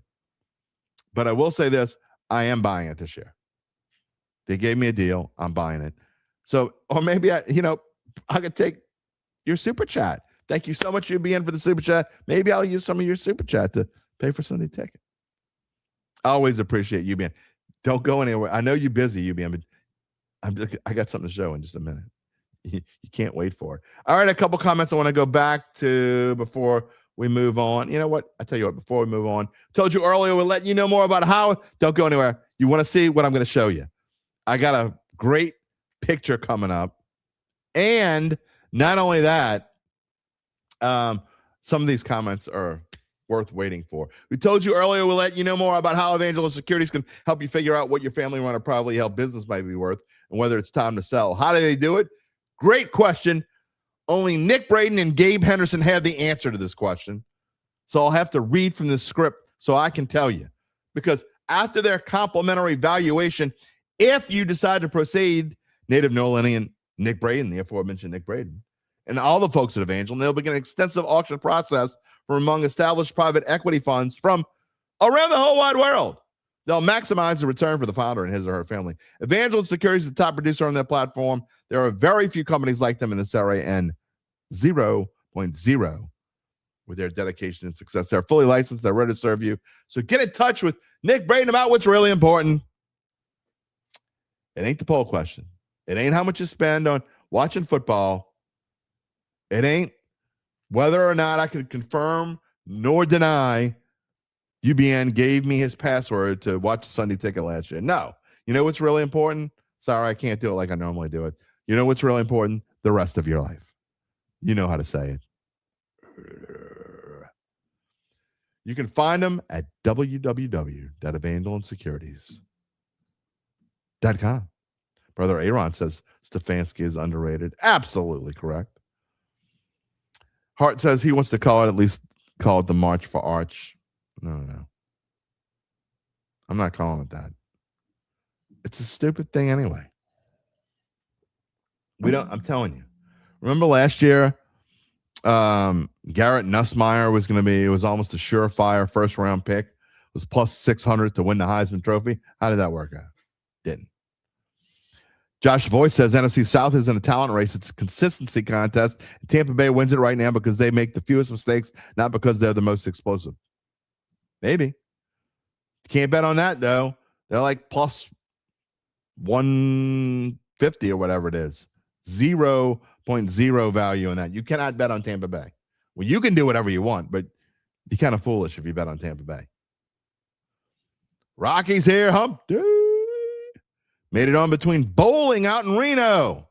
Who knew we had a professional bowler in our show? We got one thing doing this show, you find out you got all kinds of different people that watch the show. And a lot of some of them I knew like from the start who they were, why they're important, who they are. I get to know a little bit about some of the regulars, which is kind of, look, that is cool about social media. I get on social media, but I get to know about some of my regulars because I do go check out your pages. If you're a regular, I want to know about you. Rock, thanks for being here. Thanks for checking us out while you're out there far in the land far, far away. What else we got here? Ryan, you're right. His last name being Manning is what's driving this. He wasn't good at all last season. I wouldn't go as far to say he wasn't good at all. That's a little much. Let's see what his numbers were. He threw for 3,100 yards. Passing completion percentage wasn't great. It was 61.4. Threw 26 touchdowns against 7 interceptions at a rating of 144.9. He ran for 400 yards and ran for 10 touchdowns. You can't say he wasn't good. I mean, if you say he wasn't great, fine. If you think he wasn't, but I think he clearly goes into this year as the favorite to be the best quarterback in football. I don't disagree with you that his last name being Manning is what's driving this. If his last name wasn't Manning, he wouldn't be plus 250 to be the number one pick of the draft next year. But his last name is Manning, and it is going to change how people think about him going into the draft. Again, if they're teetering back and forth between him and someone else, Manning's going to matter. Lance, Penix can't stay healthy. His worst second year, has a worst second year, and will split reps with Tua. Okay. I think you're completely, I'm telling you right now, and again, it's purely speculation. It's June. Steven Stokes, I think, said earlier, it's June. Absolutely. It's June. We can say whatever we want in June. But I think you're overlooking the cluster F in Miami from last year and forgetting that Tua was not great, but a pretty darn good quarterback before all the issues. Now, have the concussions caught up to him? Maybe. I mean, he and Olave both have a lot of concussions. They're both still playing. I think Tua. This is one of my predictions. Is Tua even eligible for comeback player of the year, Gabe? Would you think? I think he would be, right? Here's my prediction in June. You want to hear a meaningless prediction in June? Here it is. Tua wins comeback player of the year. There you go. Let's see what else we got here before we got Gabe coming on. Ray Barra's here. Good. You missed the show? No, you didn't miss the whole show. You can't afford to watch any NFL this year. I gotcha. Man, there's a lot of people who can't afford to watch hardly, and it is out of control. I hear you. I mean, I don't have problems. I don't with people griping about it, but my opinion has always been this: if you own a business, you should be able to have the right to do with that business what you want but don't go crying if people hold it against you later. Do I think you should be a greedy douchebag? No. But you should have the right to be a greedy douchebag if you want. My opinion. I hate it. I don't like it. But you kind of got me over a barrel. One day maybe I'll disagree. Quit saying I stole your password. I did not steal your password. How could I possibly steal your password? I'm not smart enough to steal your password. Hart says if we're on the subject, how hard it is to watch games, sign up for MLB TV last year. I think in addition to his Mariners, he could see the Cubs and Sox. Oh, way to live in Chicago. It's blacked out. Yeah, you got to get I can't watch the Astros or the Mariners. I'm glad I'm not an Astros or Rangers. I'm glad I'm not an Astros or Rangers fan. Just saying. And you might be right, Rock. Stefanski is indeed a good coach, but the Falcons will always Falcon. I mean, that may trump Stefanski being a coach. Possibly. But, they have been to the Super Bowl more times than the Saints have, just saying. Now, I would rather have the Super Bowl victory. However, there is something to be said about how many successful seasons the Falcons have had throughout their career. And it's honestly more than the Saints. Larry wants to know, do you count your season ticket money in the poll? Nope. Season ticket money does not count in poll. Nope. Barry Barnes' father. Glad you're here, my friend. He says, with his season's tickets to the Pels, they give him the NBA season pass. You know what? That's a good idea. If you have season tickets to the Saints for what you're paying, they should give you. They should give you the NFL ticket. 100%. Who that, Daddy? Are you really watching the show from your riding lawnmower? What is the deal with people cutting the grass and watching this show while they cut the grass? That happens a lot. Jerry, happy birthday to Mrs. Derry. Her birthday is Friday. We have two celebrations. We actually went out to dinner last night at you know what? I'm going to give them a free shout out. If y'all live anywhere near the Mandeville, Covington area, free shout out because they are fantastic. The service is fantastic, food fantastic, everything. We went to D. Christina's in Covington, and they're former Shalmatians. They opened a restaurant up here in 2005. They just moved to a bigger place very near where they were before in downtown Covington. Downtown Covington's phenomenal, by the way. But anyway, we went to celebrate the 20th anniversary, not the 20th anniversary, the 20th anniversary, right? Yeah, the 20th anniversary of Mrs. Derry's 29th birthday. She's not 49. Figure it out. You can do the math. But we went and celebrated part one. Her real birthday's Friday. We're going to go celebrate again. But I know Jerry's birthday's coming up. So happy birthday to Jerry. Hope you come on Friday. Maybe we'll do a little pop for you. Thank you, Who Dat Daddy. Yeah, enough of the tank for Arch talk. Come on, man. Sean, if the Saints were to go 2-0, would I consider it fool's gold like in a DA's 2-0 start? Absolutely not. If the Saints beat the Lions and the Ravens on the road, absolutely not fool's gold. That would be 100% real. For sure. Mitch Bergeron says, Arch has shown he's a good college quarterback. He has not shown he's great generational quarterback that everyone raves about. That may change this year, but it hasn't yet. I don't disagree with that. He has definitely not shown he's this generational quarterback. And look, I cover new. I am a play-by-play guy for Newman baseball. I called the last game ever of Arch's high school career on VSN. I was the play-by-play guy, along with Gordy Rush, who does LSU football. He and I did that game together. And so I know, I'll tell you all the way that I see it. But I have not seen why he's going to be this generational NFL talent. I just haven't. Ryan says Tua playing half his game is at least half his game, more than half. And air conditioning will help, maybe. Josh the Voice, absolutely. D. Christina is one of the best kept secrets on the North Shore. It is fantastic, man. It is so good. I used to go a decent amount. We stopped going for a while, and then went about a year back or so, we went, and I remembered how awesome it was. And now we try to go about once every other month or so. Sav says he called San Antonio winning. If I need help in future bets, let him know. He'll cut me a deal. Trust me. He's an expert. Okay, well, I don't necessarily disagree with you. I mean, in fact, I do agree with you. I still think the Spurs are going to win. We'll see. All right. There was something I wanted to get to before. Oh, you know what? I'm going to bring Gabe on now. I remember what I need to get to. What is on your mind this afternoon? I almost said morning. Gabe Henderson. Well, I know what you want to get to, but before we do that, I did want to respond to this comment from Mitch. Okay. The Arch has shown he's a good quarterback. For people who can't read it, he is not. Mitch continues to say, again, he has not shown he's great generational quarterback that everyone raves about. That may change this year, but it hasn't yet.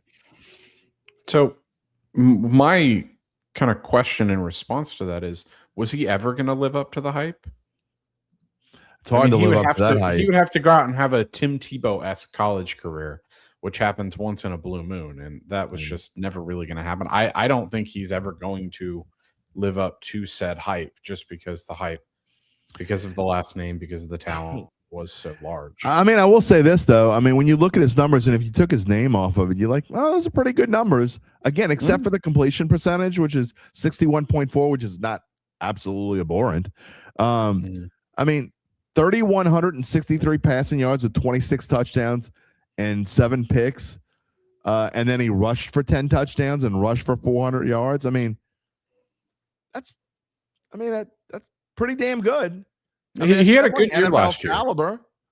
Yeah, everyone was so quick to write him off. Started off bad, didn't he? Game. Yeah, he had the bad Ohio State game, but yeah, other than that, he played really well. I just think, sometimes we get a little. Let's see. Yeah, they lost 14-7. And he stunk 17-30 for 1 touchdown, 1 interception.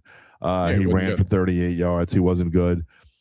He played San Jose State, and then he threw for 4 touchdowns. But even then they played UTEP, and he only threw for 1 touchdown, ran for 2. And they played Sam Houston, so nobody was giving him any credit, although he was 18-21 in that game. But after the Florida game, they lost to Florida, and then the last 1, 2, 3, 4, 5, 6, 7, 8 games of the year, he was pretty damn good. So, I mean, you look at his numbers. So I don't know, but I'm somewhere in the middle. I think he's going to be a good NFL quarterback.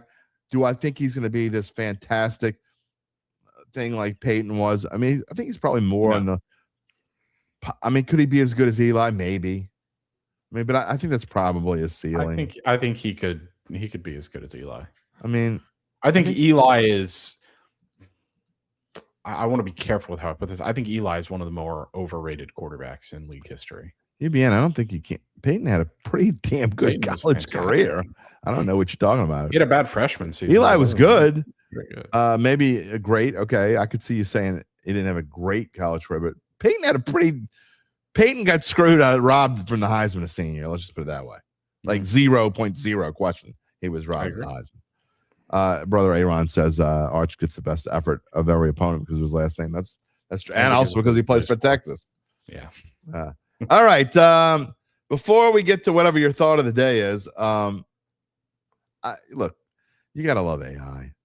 And so we were talking. We saw this picture. We were talking about Brendan Sorsby in our little text group, and they had I should have put the Sorsby photo up. Mobile Manning. It's still hard for him to wrap his head around. I agree.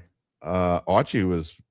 You're not old enough to remember Archie playing then, because Archie was one hell of a. Archie was a mobile quarterback before there was such a thing. He was a hell of a mobile quarterback. All right. So anyway, there was this picture put together, a meme, I guess, on social media of Brendan Sorsby. And it was Sorsby walking out of the tunnel, say, play like a degenerate gambler today, instead of play like a champion today. So I came up with something that I thought would be better. And I'm going to use this not only Friday when he comes on the show, but I'm going to use, I think, when we make our picks. This is going to be our new iconic picture. What do you think, Gabe? Put me in, coach. Play like a degenerative gambler today. There we are. But number 16, that dude kind of sucks. I mean, This has got to be the picture of the year, right? I mean, Probably, if this isn't a reason for AI to be completely gotten rid of, us in football jerseys, UBN wearing his Joe Montana, looks like Chiefs jersey, by the way, huh? It's got some gold in there. That's not really, that's more Chiefsy. Yeah, you're like Packers. I don't. It's like a little too dark. They put me in the Saints 39 jersey with the Dattitude logo on. What do you think? I think it's kind of. We think UBN looks good in it. I look too much like I'm wearing a Brett Favre jersey. I don't like that. Brett Favre's a horrible human being. But you're just excited to be in a football jersey. It looks like, I mean, you can't be that upset about it. It looks like you're smiling and happy about it. I mean, he says number 16 is way better than, I don't know, man. 16. Am I the new Drew Brees? I'm the Drew Brees of this show.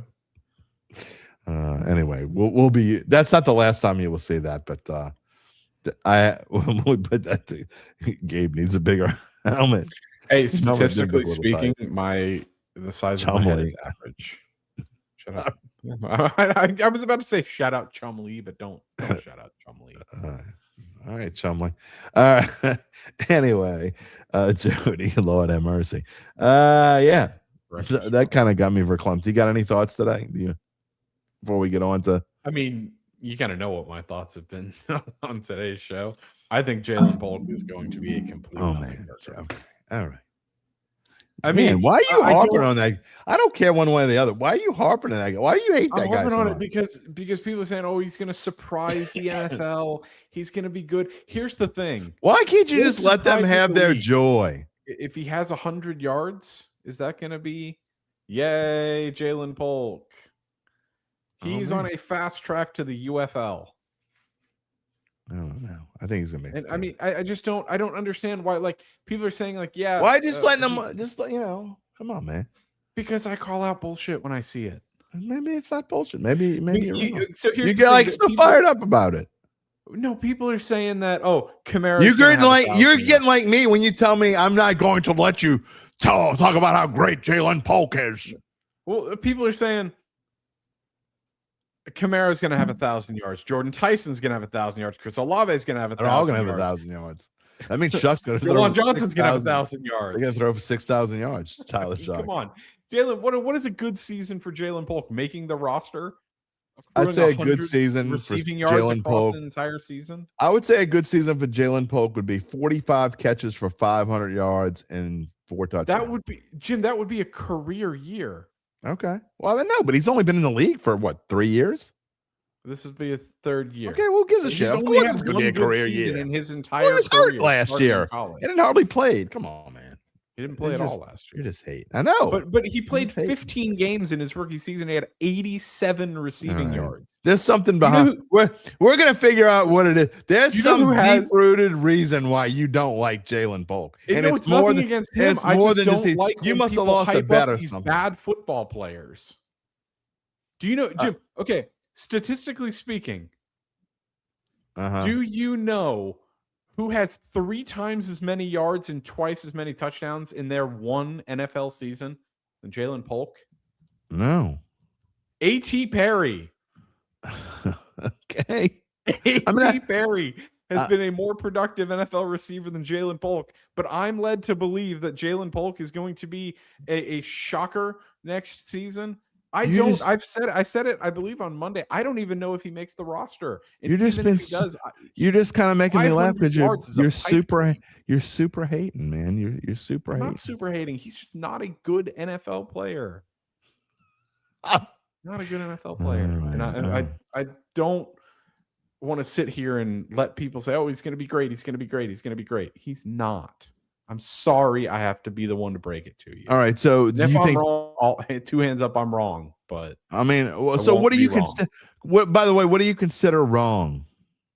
Like, what if he has a 500-yard season, I would be firmly wrong. So if he has a 300-yard season, that's not wrong. I'll say I'm wrong if he has 300 yards next season. So I want you to mark this date down. 300 yards next season. I want you to mark this down. Hang on, live TV. I want you to mark. I'll be I'll be right, just like I was with Vele this season. Or last season now, I guess. When I said he wouldn't have 500 yards.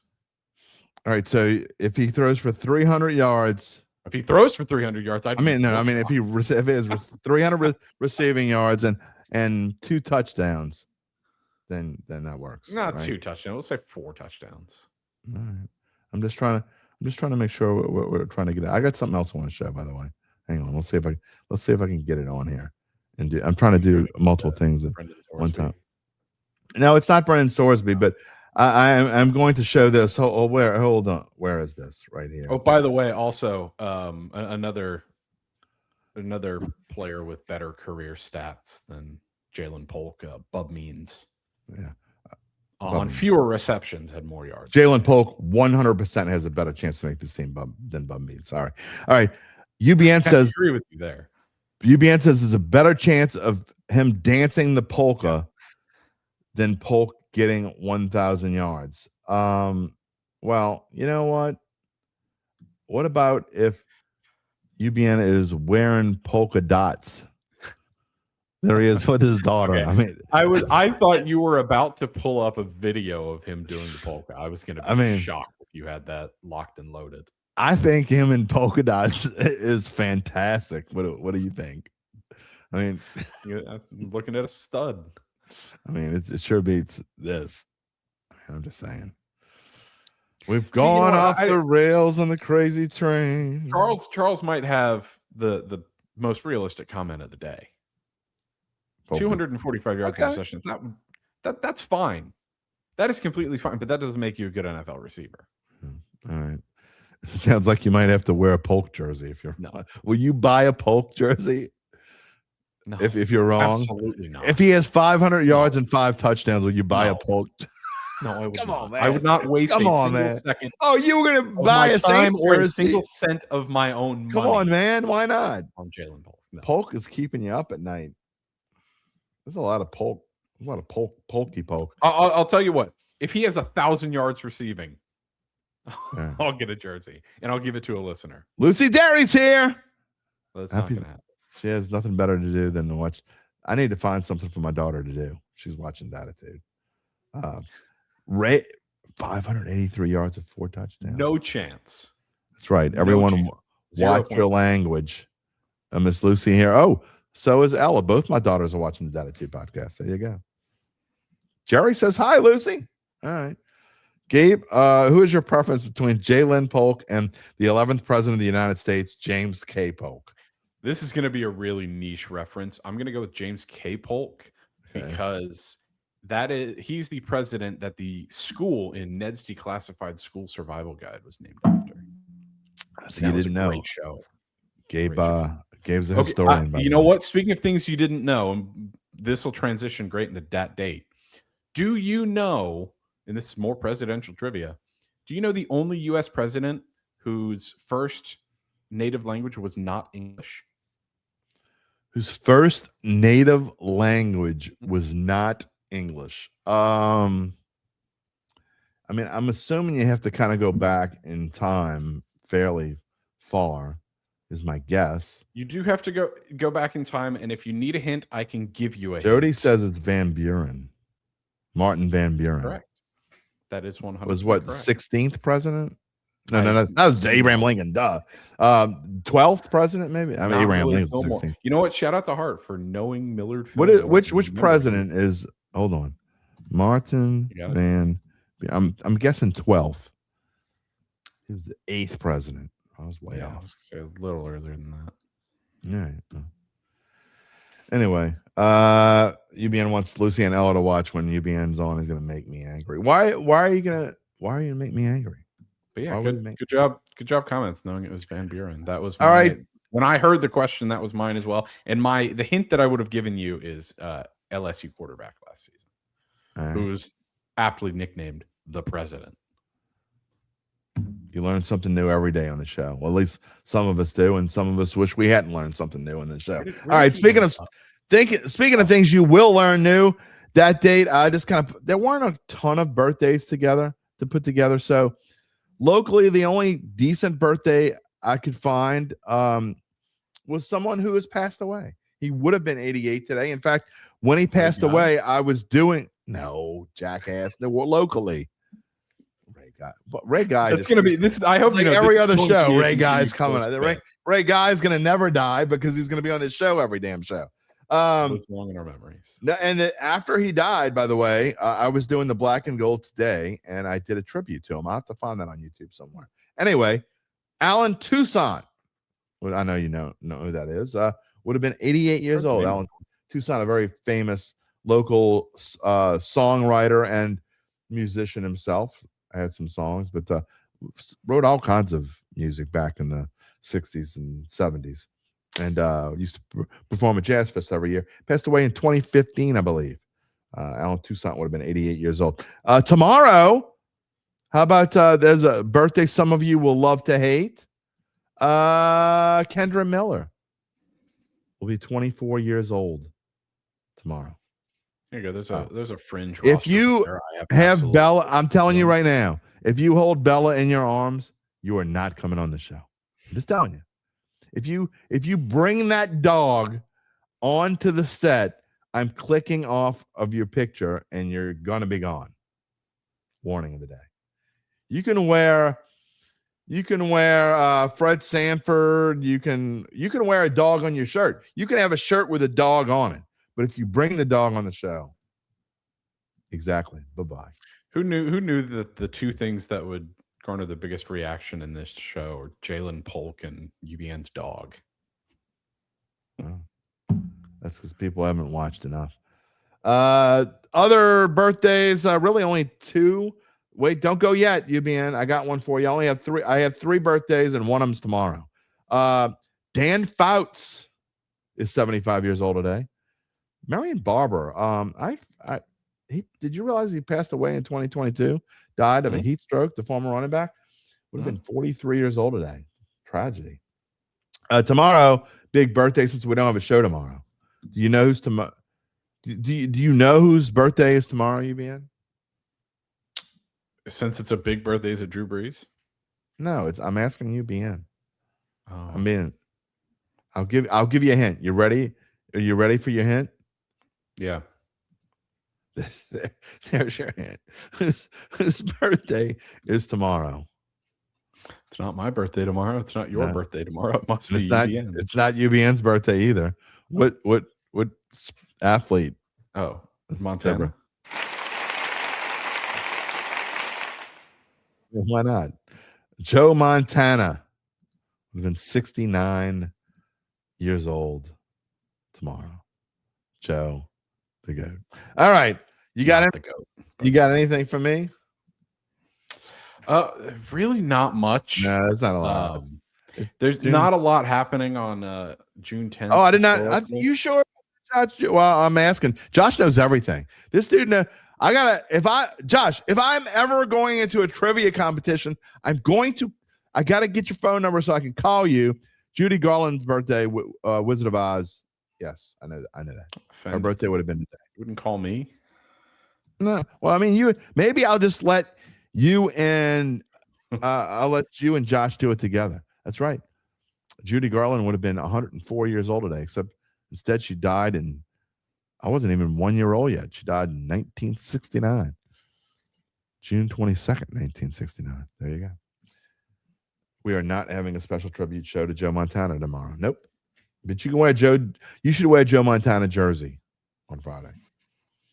All right. Anyway, what you got for me? Because we got to get rolling. We are way too long. Not a ton, like I alluded to. June 10th on this date in 1981, this player tied Stan Musial's NL record of 3,630 hits. Who is that player? It's got to be Pete Rose.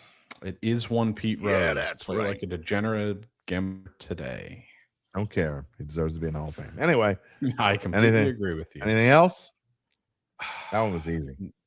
Yeah, I know it's easy. There's 1981. It's going to be Pete Rose. Yeah. There's really just not much. June sucks for sports trivia. A bunch of tennis stuff. Rafael Nadal beat Roger Federer in the French Open. I did know that Prince Philip's birthday is today. Year and I think he would have been 100. Okay. Yeah, that's really it. It's a All bunch right, of well, we'll move tennis, a bunch of obscure baseball things that really don't matter. And Are we ready for our World Cup preview on Friday's show? If you actually let me and Zach talk World Cup, we would do it. I'm going to let you talk soccer for like 2 to 3 minutes, and then we're moving on because we'll lose our audience. We'll give you whatever. And give you we could probably give you best bets for the World Cup. Errol's messing with UBN. Purdy is Montana Jr. Brother Aaron, Montana's the best player he saw before Brady. Montana's still on before Brady. Montana's still better than Brady, in my opinion. It's okay. I don't feel so strongly about that, but that's why, you know what? It doesn't really matter what we think anyway, because there's no award given to the. I mean, doesn't make a difference. All right, someone wake him up at soccer talk. Argentina won again. I'm going to disagree with Sav. I don't think Argentina wins. I've got $10 on England.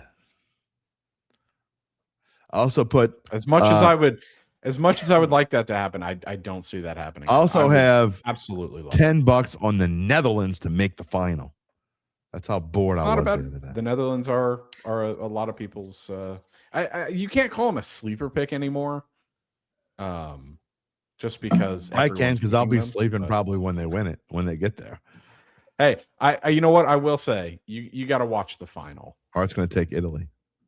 Yeah. Is it too soon to say I was going to take Iran? But is it too soon? Can I joke? Joking. They're a tough team. Just joking. Sav says the Netherlands are legit.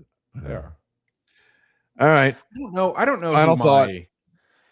Don't know who my winner pick is for the World Cup. If you really want, I can come up with that, but I try to stay away from. I mean, don't give me the easy ones.